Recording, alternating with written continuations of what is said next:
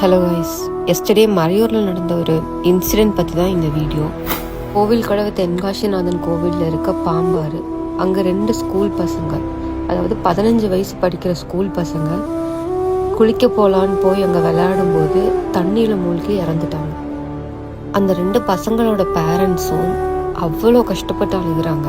அந்த இடத்துல அதை பார்க்கும்போதே ரொம்ப கஷ்டமாக இருந்துச்சு. தயவு செஞ்சு சின்ன பசங்க யாருமே இந்த மாதிரி ஸ்பாட்டுக்கெலாம் போகாதீங்க. இம்பார்ட்டண்ட், வெளியே இருந்து வர கெஸ்ட் யாரும் ப்ராப்பர் கைடு இல்லாமல் எங்கேயும் போகாதீங்க.